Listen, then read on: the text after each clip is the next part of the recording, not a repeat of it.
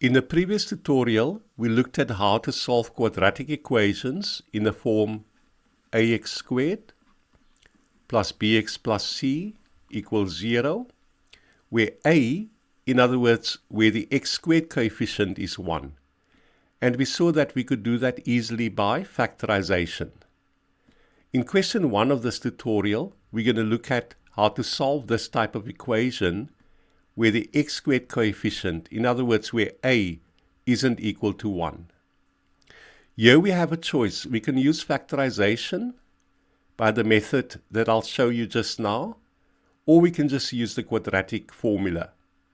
A lot of students prefer just to use the quadratic formula. So in question 1a here, we have negative 2x squared plus x plus 6 equals 0. And we need to solve for x. Note that the term in x squared has a coefficient that is not equal to 1. So a isn't equal to 1.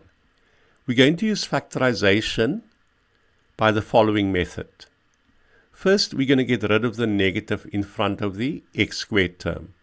And we're going to do so by multiplying through by negative 1.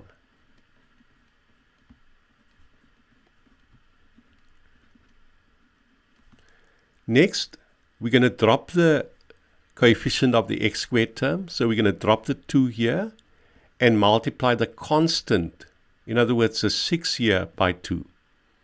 So it's x squared minus x minus 12. So 2 times 6 is 12 equals 0. We can open our brackets.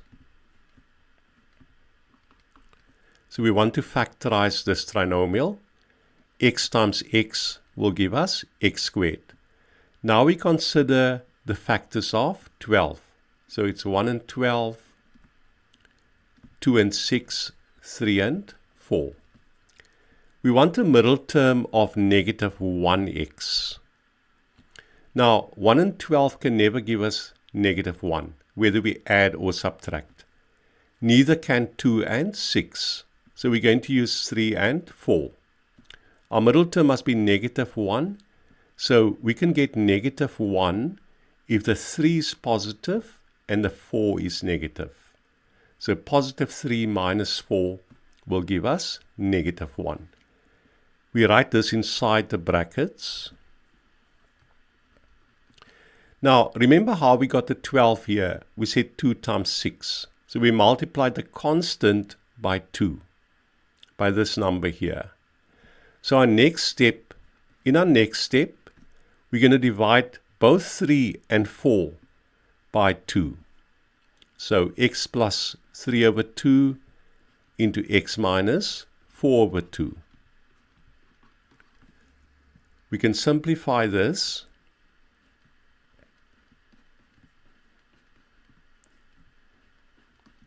Four divided by 2 is 2. Now we get rid of any fractions inside the brackets. We have a 3 over 2 here. We can get rid of this fraction by multiplying x by 2. So 2x plus 3.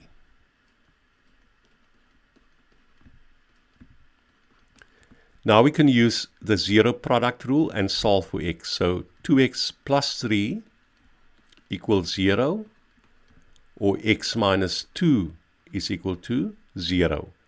We solve for x here. So x is equal to negative 3 over 2. And solving for x in this equation, we find that x is equal to 2. So then the solutions to the original equation are x is equal to negative 3 over 2 or x is equal to 2. Then in question 1b, we have to solve this equation. We're going to start by multiplying out the brackets. So 12x squared minus 4x equals 3x plus 12. We can collect all terms on the left-hand side and add like terms. So it's going to be 12x squared, negative 4x minus 3x is negative 7x, and then minus 12 equals 0.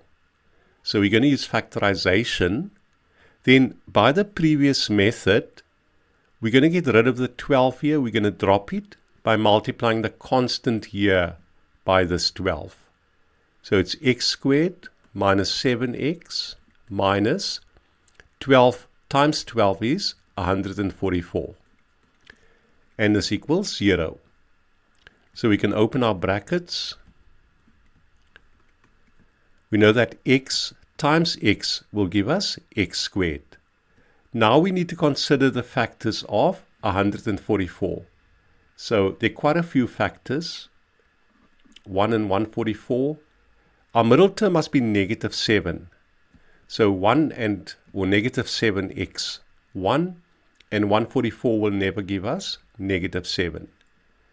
Then the next set of factors will be 2 and 72. This won't give us negative 7 either. Then 3 and 48. 4 and 36. And of course you can use your calculator here. 6 and 28. 8 and 18. 9 and 16, etc. We also have 12 and 12. But we can see that 9 and 16 can give us negative 7. If the 9 is positive and the 16 is negative. So positive 9 minus 16 gives us negative 7. So let's write that in. Of course, there are quite a few factors here of 144. So a better method to use would have been the quadratic formula. But let's continue with the factorization here. Now, our next step is to divide each of these constants inside the brackets by the 12 that we multiplied by. Remember that we got 144 by multiplying this 12 by this one. So now we're going to divide the 9 by the 12 that we multiplied by, as well as the 16. And we can simplify this. 3 into 9 thrice, and into 12 4 times. 4 into 16 4 times, and into 12 thrice. Now we can get rid of the fractions inside the brackets. So we're going to multiply this x by 4. And we'll get 4x plus 3. This x we're going to multiply by 3. So we get 3x minus 4. Now we can use the zero product rule. So 4x plus 3 is 0. Or 3x minus 4 is 0. And solving for x is negative 3/4. Or x is 4 over 3. So once again, I would really rather use the quadratic formula for a problem like this. Let's look at 1c. We're first going to multiply out the brackets. So we get 2y times y is 2y squared.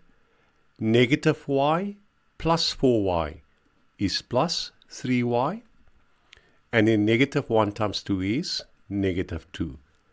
We're also going to bring the 4 to the left-hand side. We can simplify this by adding like terms. Now at this stage, we could use either factorization or the quadratic formula. Let's first try factorization. So our y squared coefficient is not equal to 1. So we're going to use the previous method. We're going to drop the 2 here and multiply the 6 by 2. So the constant by this number here. So it's y squared plus 3y. Then 2 times negative 6 is negative 12. Let's try and factorize this. So y times y will give us y squared. Let's consider the factors of 12. It's 1 and 12, 2 and 6, and 3 and 4. We want a middle term of positive 3 or positive 3y. 1 and 12 won't ever give us 3, whether we add or subtract. Neither will 2 and 6, and nor will 3 and 4. So in this case, factorization doesn't work, and we are forced to use the quadratic formula. So let's do that.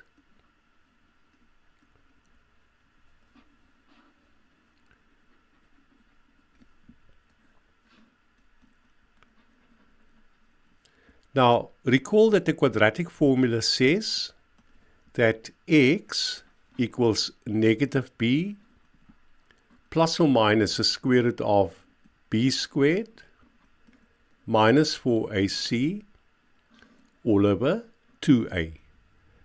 So in this case, our a is equal to 2, b is equal to 3,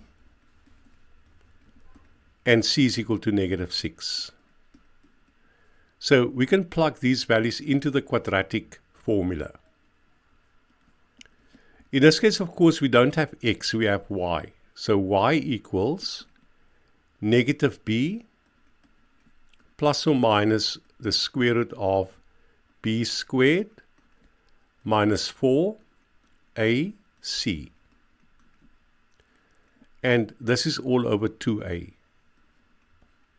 So over 2 times 2. Let's simplify this. We can first work out what's under the square root, and that comes to 57. Then 2 times 2 is 4. So here y is equal to negative 3 plus the square root of 57, all divided by 4.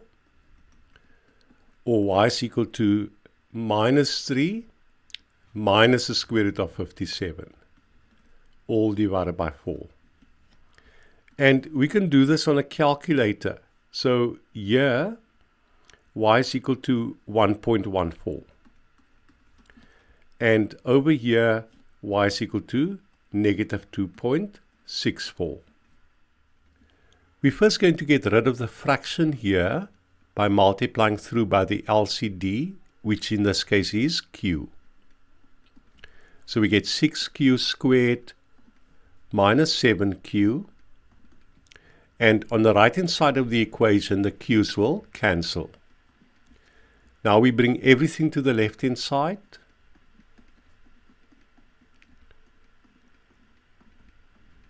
We can first try factorization. So we're going to drop the 6 here and multiply the 20 by the 6. So q squared minus 7q minus 6 times 20 is 120. From this equation, if you want to factorize, we can see that 120 has quite a huge number of factors. So immediately we can see that a better method would be the quadratic formula. So using the quadratic formula. In this case, a is going to be 6, b is negative 7, and c is negative 20. So then plugging this into the quadratic formula, of course we have q here instead of x. So q equals negative b plus or minus the square root of b squared minus 4 times a times c. And this is all over 2a. So 2 times 6. A minus times a minus is a plus. So we get 7 here, plus or minus. We can first work out what's under the square root here. And it comes to 529. Of course, using a calculator. Now, the square root of 529 is 23. And once again, that's using a calculator. All over 12. So we can see that q will equal 7 plus 23 all divided by 12, or Q will equal 7 minus 23 all over 12. And doing this on a calculator, this comes to 2.50 on a calculator. And this comes to negative 1.33. Let's look at question 2 in this tutorial. We need to solve this equation. So 3x plus 2 equals 2 over x minus 1. We're first going to get rid of the fraction here by multiplying through by the LCD. And in this case, the LCD is x minus 1. So we multiply the left-hand side by x minus 1, as well as the right-hand side. On the right-hand side, the x minus 1 will cancel, and we are left with 2. Now we can multiply out the brackets. So 3 times x is 3x squared. Then we have 2x minus 3x, which is negative x. And 2 times negative 1 is negative 2. We're also going to bring the 2 to the 2 on the right-hand side here. We're going to bring it to the left-hand side. We can simplify. Now at this stage, we can decide either to use the quadratic formula or to use factorization. I'm going to use factorization. And since the x squared coefficient isn't 1, I'm going to use the previous method. So we're going to drop the 3 here, and we're going to multiply the 4 by 3. So 3 times 4 will give us 12. Now we factorize this equation. And we need factors of 12 that will give us negative 1. Our middle term here is negative 1. So we can use 3 and 4. So 3 times 4 is 12. And of course, because our middle term is negative 1, we need negative 4 and positive 3. 3 minus 4 will give us negative 1. Now, remember we got the 12 here by multiplying the 4 over here by this 3. So we're going to divide each of these numbers inside the brackets by 3. So we're going to get x plus 3 divided by 3 is 1 into x minus 4 divided by 3. Now we can get rid of the fraction here. And we're going to do so by multiplying the x here by 3. So 3x minus, and the 3 drops here, so we have 4. Now we can use the zero product rule. X is equal to negative 1, or x is equal to 4 over 3. Now, what's very important when we solve an equation like this with a fraction in it, we need to check that both answers are valid. The question is, will any of these answers, when we plug it into the equation, give us a form that's undefined? So for example, if I plugged 1 in for x, I'll get 1 minus 1 is 0. And we know we can't divide by 0, so 1 wouldn't be a solution. However, none of these two answers will give us 0 in the denominator over here. And that means that both answers are valid.